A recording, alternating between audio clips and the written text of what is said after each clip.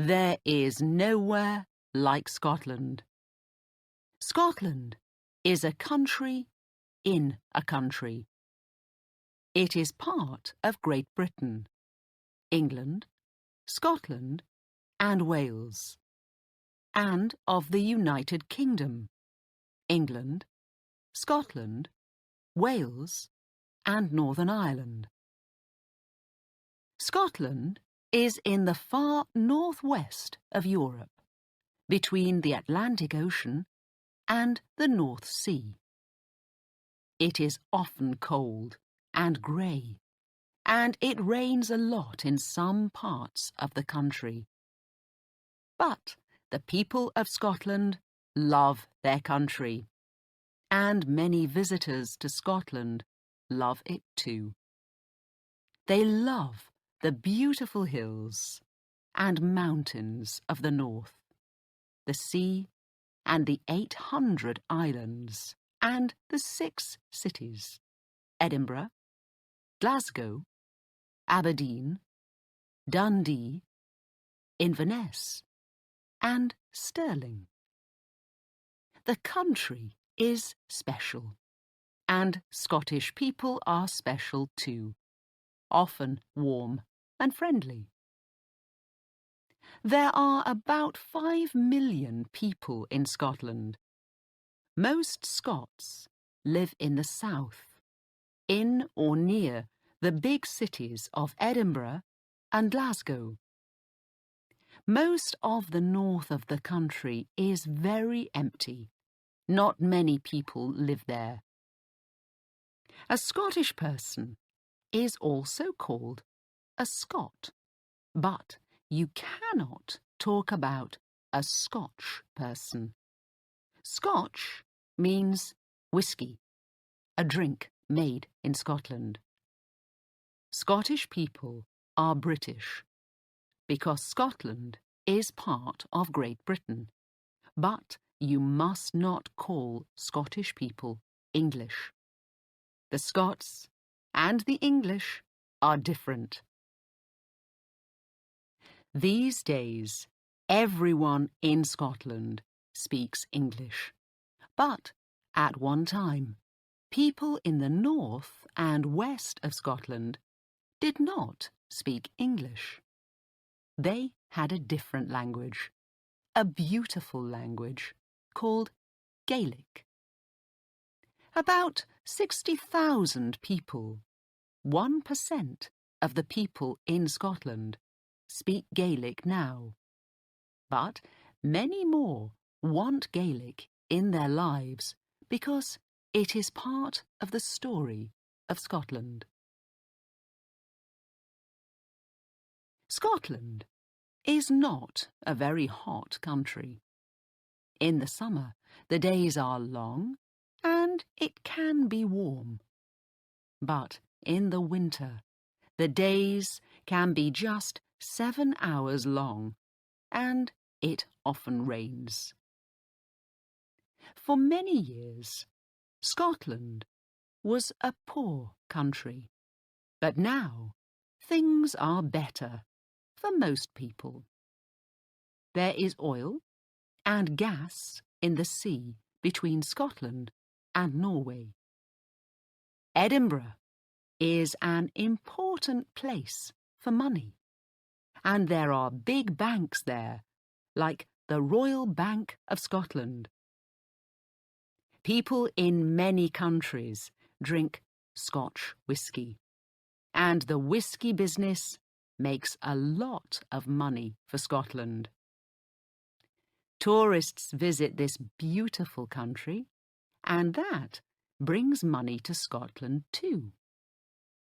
Many people love living and working there, and more than 20 million visitors go to Scotland each year.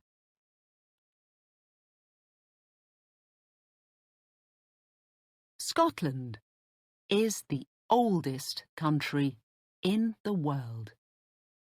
Why? Because the hills of the northwest and the Hebridean Islands are more than 700 million years old. You can walk on some of the oldest rocks in the world there. People first lived there 9,000 years ago. At Skara Brae, on the Orkney Islands, in the far north of Scotland, you can see the houses of early people from about 5,000 years ago.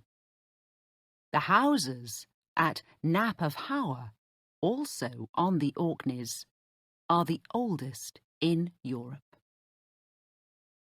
The Romans went to Scotland, but they did not stay there for long. Between AD 122 and 128, they built Hadrian's Wall. It was 117 kilometres long and went from sea to sea across the most northern part of England. The Romans stayed in England for nearly 300 years, until about AD 400, and then they left and went back to Rome. Today, you can visit Hadrian's Wall in the north of England and walk along parts of it. Who were the first Scots? The people north of Hadrian's Wall were called Picts by the Romans. We can still see some of their story in their pictures in stone. But there were also Scotti from Ireland. The name Scotland comes from the Scotti. Vikings from Norway, and some English people from the south. These different peoples came under one king in the 800s. The first king of all the Scots, many people say, was Kenneth MacAlpin. He was king from 843 to 858. But the most famous Scottish king of this early time is Macbeth, 1040 to 1057. He is famous because Shakespeare wrote about him. For Shakespeare, Macbeth was a very bad man, but he was not worse than many other kings of those early days. There were many battles between England and Scotland. One important Scot was William Wallace, about 1270 to 1305. You can learn about him in the film Braveheart. Then, in 1314, the Scottish king, Robert the Bruce, took his men to the Battle of Bannockburn. After the battle, 10,000 Englishmen were dead, and Robert became one of the most important kings in the story of Scotland. Soon after, Scotland was free, and stayed free for nearly 300 years. In 1542, a little girl called Mary became Queen of Scotland. She was 6 days old, and only the second woman to be Queen of this country. Mary, Queen of Scots, became a tall and beautiful woman, but some Scots did not want her to be queen. Mary went to England and asked Elizabeth, the English queen, for help, but she did not get it.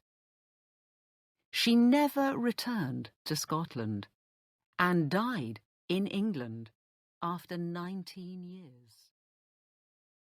Mary's son, James Stuart, became King of Scotland, and then King James I of England too. In 1707, the two countries became Great Britain. In the 1700s, Scotland was more like two countries than one. There were rich cities in the south, but there were poor country people in the Highlands, the hill country in the centre and the north of Scotland. At that time, Edinburgh was one of the most important cities in Europe, and many famous thinkers lived there. Then, in the 1800s, Glasgow became rich. People built big ships there, and later, trains. So, the south of Scotland had busy cities with beautiful buildings, lots of work, and money. In the Highlands, things were very different. After 1714, Great Britain had German kings from Hanover in North Germany. Many Scots in the Highlands wanted a Scottish king, someone from the Stuart family, like Mary and James, not a German king in London. They wanted Charles Stuart, Bonnie Prince Charlie, the grandson of the last Stuart king, James II of England, and the 7th of Scotland. Charles Stuart left France and came to Scotland. He wanted to be King of Scotland and England too. But Charles and his men lost the Battle of Culloden near Inverness in 1746. Culloden was the last big battle in Great Britain. After the battle, the British soldiers looked for Charles, but he went into the hills. The people of the Highlands and the islands helped him to go back to France, but life became difficult for them after that. The British soldiers stayed in the Highlands and took away houses and land from the friends of Charles Stuart. After this, many poor families left the Highlands and went to the cities in the south of Scotland or to other countries, the USA, Canada, Australia, and New Zealand. Some went because they wanted to begin a new life, but others went because the rich owners of the land in Scotland wanted to put animals there. Between 1840 and 1880, 40,000 people left just one island, the island of Skye. Life became more difficult in the 1900s, but oil and gas in the North Sea began to bring money to Scotland again in the 1970s. Let's look now at some of the famous places in the Scotland of today.